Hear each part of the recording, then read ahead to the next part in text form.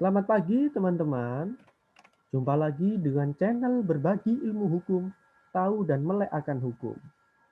Karena dengan berbagi ilmu hukum kita akan mendapatkan pahala ataupun kemanfaatan dari ilmu hukum yang kita peroleh di masa pendidikan dan perkuliahan.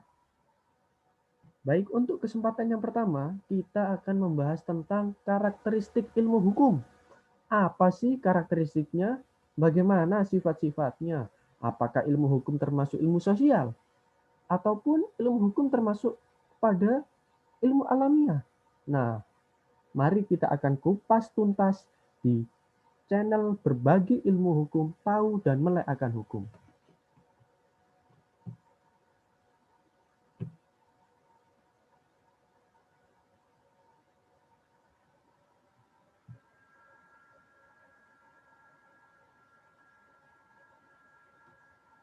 Baik teman-teman, untuk yang pertama, kita akan membahas tentang karakteristik ilmu hukum yang pertama, yakni apakah ilmu hukum ini ilmu deskriptif ataupun ilmu preskriptif.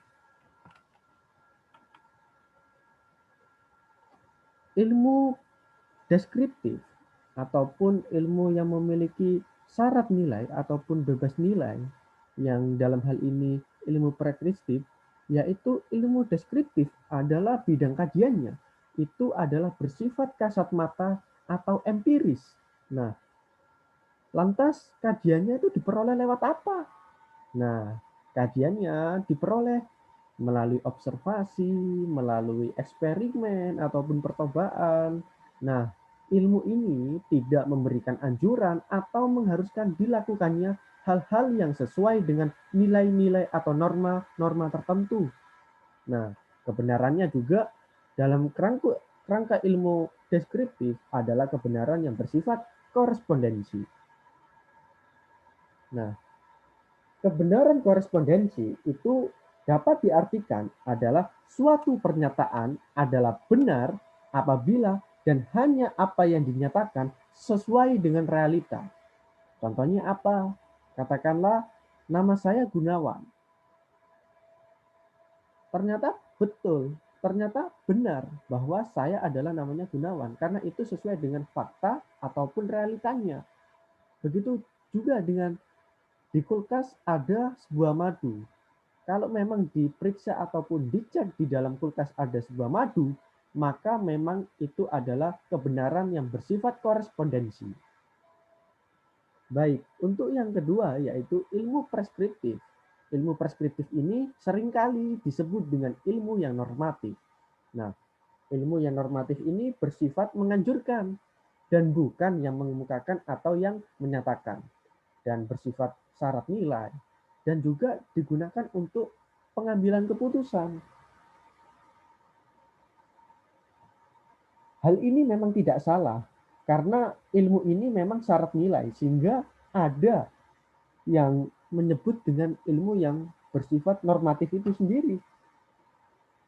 Kemudian jika dikorelasikan atau dihubungkan dengan pengambilan keputusan, di dalam ilmu hukum terdiri dari profesi-profesi hukum yang mana itu memang ditugaskan untuk mengambil suatu keputusan yang sangat penting atau genting pada saat itu.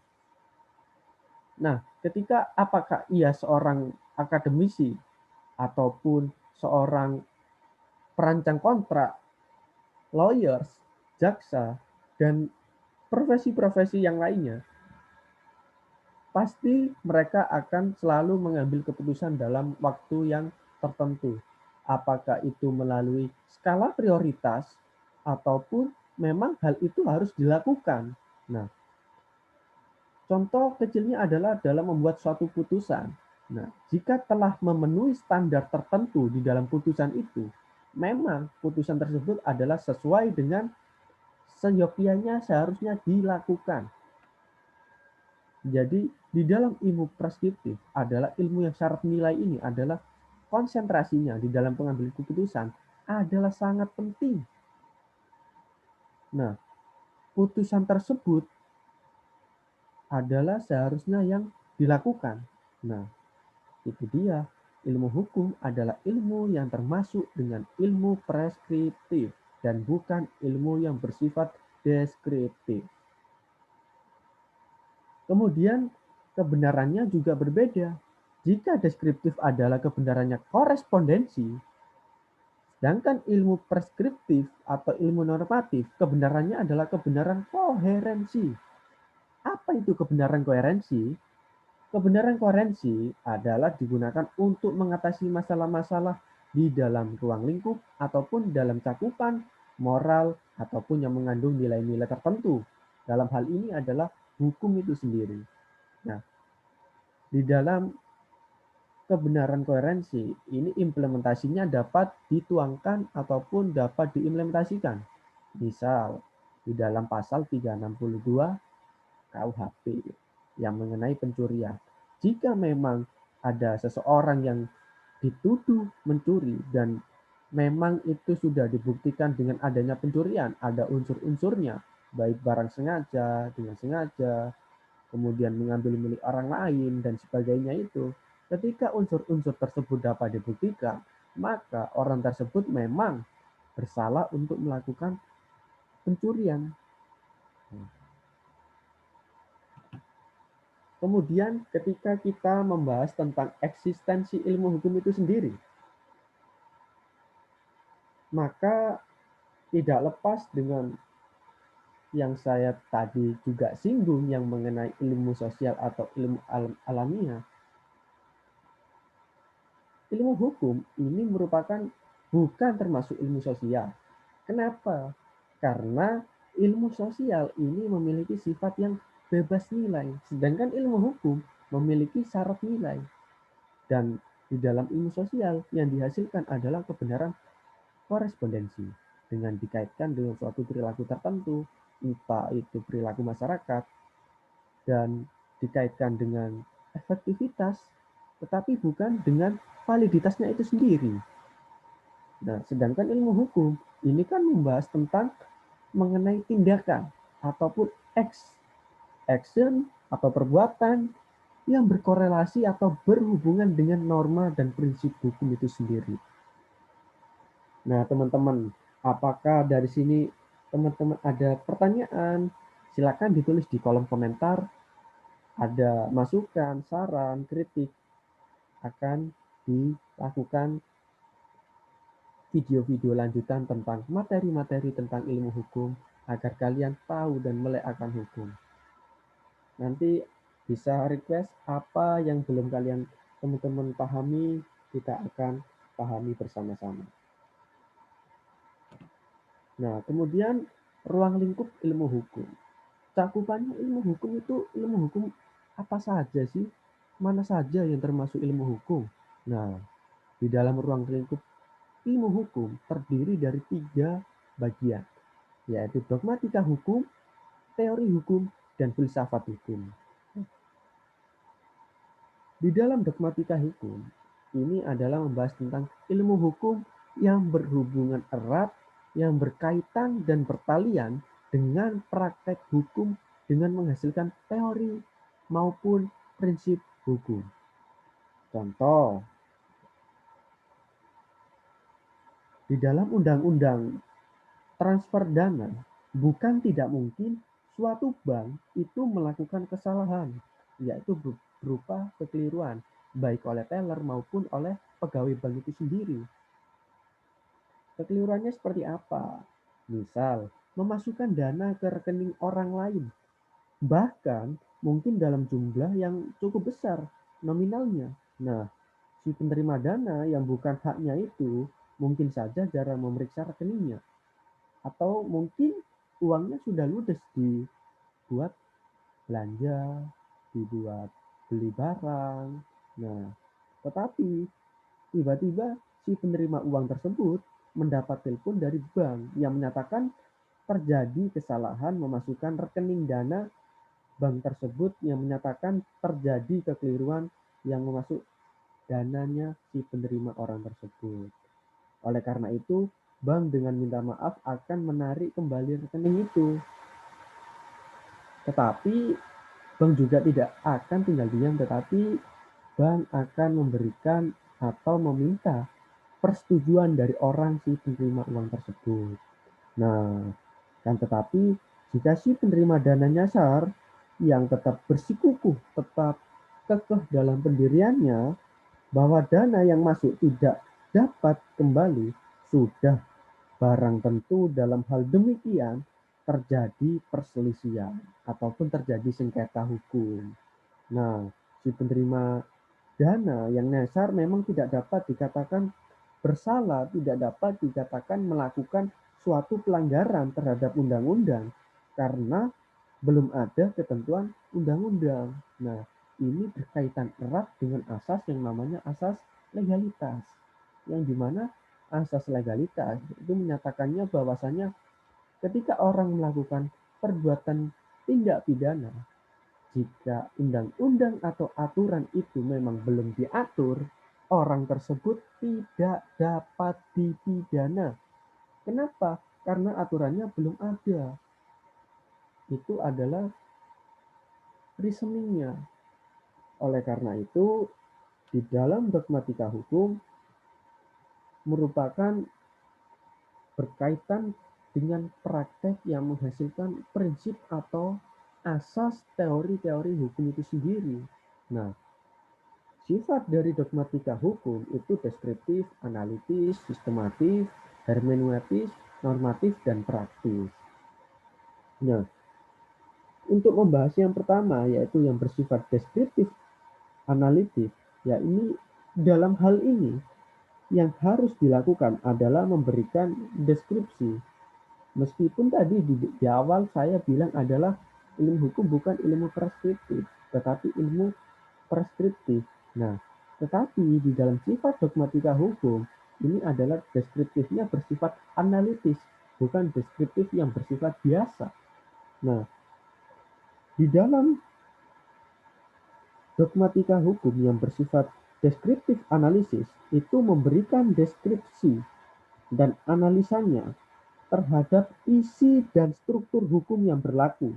Nah, selanjutnya diserap makna dari berbagai pengertian ataupun definisi yang ada di dalam struktur ilmu hukum itu sendiri.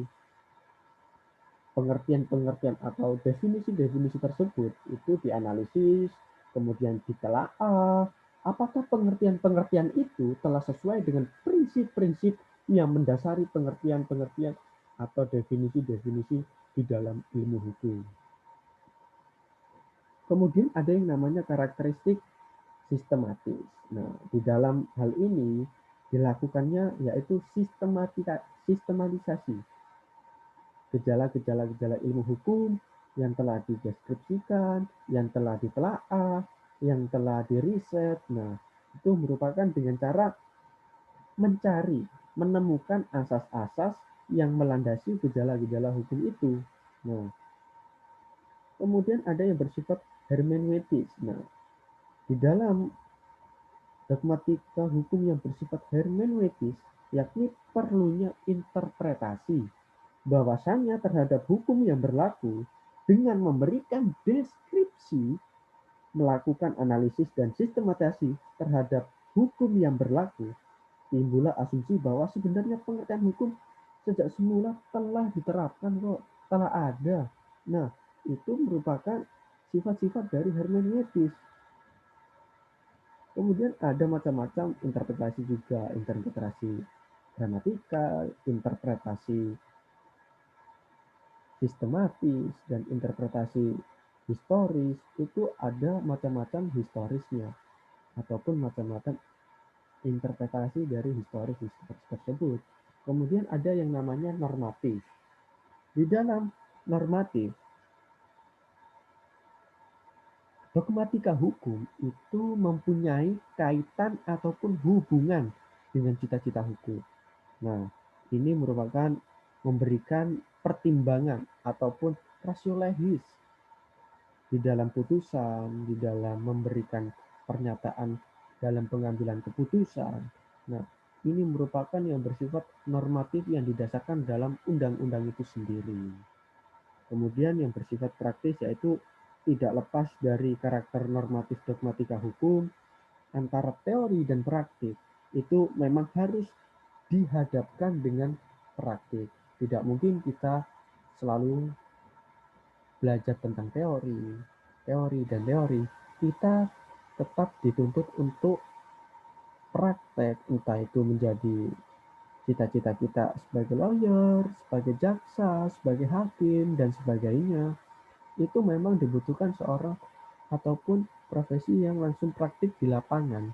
Untuk apa? Untuk mengimplementasikan ilmu atau teori yang memang sudah didapatkan sewaktu belajar tentang pendidikan hukum, seperti itu.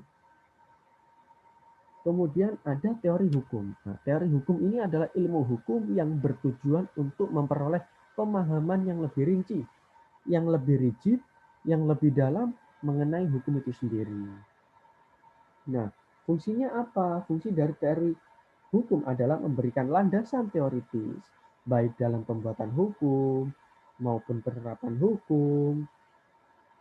Dan yang terakhir yaitu filsafat hukum, ilmu hukum yang mempelajari gagasan dasar ataupun fundamental dan prinsip-prinsip hukum yang merupakan pancaran dari moral.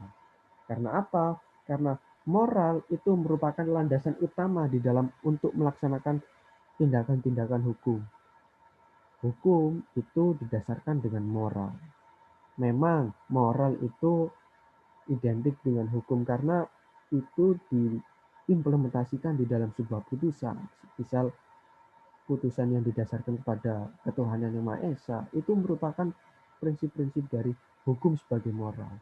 Karena moralitas yang tinggi itu menghasilkan putusan yang berkualitas, yang berkelas, dan pendidikan hukum yang diperoleh itu tidak akan sia-sia. Seperti itu. Kemudian fungsi dari filsafat hukum itu sendiri adalah membangun argumentasi hukum oleh para pihak yang berselisih atau bersengketa yang memiliki hubungan hukum. Kemudian yang kedua, fungsinya adalah sebagai acuan atau pedoman pemikiran dalam pengambilan keputusan oleh penyelenggara negara, entah itu eksekutif, legislatif, dan yudisial. Eksekutif bisa membuat perpres, legislatif yang membuat undang-undang, dan yudisial yang membuat mungkin perma, sema, dan sebagainya. Nah, kemudian yang ketiga yaitu landasan membangun konsep hukum itu sendiri. Nah, yang syarat pertama dan kedua ini bersifat praktis dan merupakan kebutuhan sehari-hari. Nah, adapun yang ketiga dan keempat lebih mengarah kepada pembangunan hukum itu sendiri. Nah, tetapi tidak berarti bahwa untuk yang ketiga dan keempat itu tidak ada hubungan atau tidak berkaitan dengan aktivitas sehari-hari. Sebaliknya, para pihak yang sedang beradu argumentasi hukum tadi bukan tidak mungkin membangun konsep yang baru, konsep yang fresh di dalam merujuk kepada pemikiran-pemikiran ilmu hukum secara filosofisnya seperti apa, seperti itu. Kemudian yang terakhir yaitu ilmu hukum bersifat sui generis. Maksudnya apa ilmu hukum yang dikatakan sui generis? Jika ilmu hukum itu diibaratkan atau diperumpamakan sebuah tomat, apakah ilmu hukum itu termasuk sayur ataupun buah? Itu pertanyaan yang sering dilontarkan oleh mahasiswa-mahasiswa. Ilmu hukum itu termasuk apa sih? Ilmu sosial atau ilmu alamiah? Ilmu yang bersifat alam. Nah, ini adalah berupa konklusi atau jawaban dari sekian pemaparan yang sudah saya sampaikan pada awal tadi. Ilmu hukum itu bersifat sui generis. Nah, sui generis itu merupakan yang memiliki arti hanya satu untuk jenisnya itu sendiri. Maksudnya seperti apa? Nah, di dalam ilmu hukum tidak dapat diklasifikasikan ke dalam ilmu sosial yang dengan kebenaran empirisnya yaitu korespondensi yang dimana itu merupakan kasat mata dan bebas nilai. Ilmu hukum bukan pula ilmu humaniora yang menjadi konsentrasinya etika dan moralitas saja. Karena ilmu hukum itu berkaitan dengan berbagai aspek, berbagai sisi. Bukan hanya keadilan, bukan hanya kepastian, tetapi ada berbagai hal yang berhubungan dengan ilmu-ilmu hukum. Nah, ilmu hukum itu bersifat sui generis, bukan ilmu sosial, bukan ilmu empiris, bukan ilmu humaniora, ataupun bukan ilmu alamiah. Tetapi ilmu hukum adalah bersifat sui generis yang berdiri sendiri. Dasarnya apa? Dasarnya adalah tadi ada dogmatika hukum, ada teori hukum, dan filsafat hukum. Itu merupakan cabang-cabang dari ilmu hukum yang bersifat sui generis. Jadi tidak dapat dibenarkan bahwa ilmu hukum adalah termasuk ilmu sosial karena bersifat humaniora. Ilmu hukum bersifat sosial karena bersifat memberikan edukasi kepada masyarakat tentang perilaku hukum. Bukan, tetapi ilmu hukum adalah bersifat sui generis yang berdiri sendiri. Begitu penjelasan dari kami dari channel Berbagi Ilmu Hukum mengenai karakteristik ilmu hukum. Untuk memberikan edukasi yang lebih lanjut, teman-teman boleh memberikan masukan, saran, dan kritik terhadap pemaparan-pemaparan yang telah saya sampaikan tadi.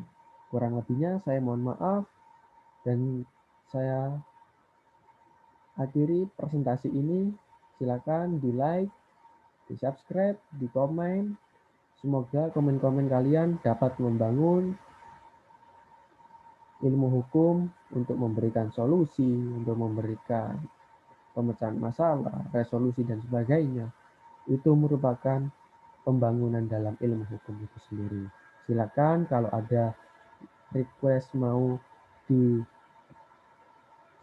mengenai hukum-hukum tertentu ataupun kasus-kasus hukum tertentu, saya akan jelaskan jika itu memang saya dapat untuk dijelaskan. Terima kasih teman-teman atas atensinya. Salam berbagi ilmu hukum, tahu dan melek akan hukum.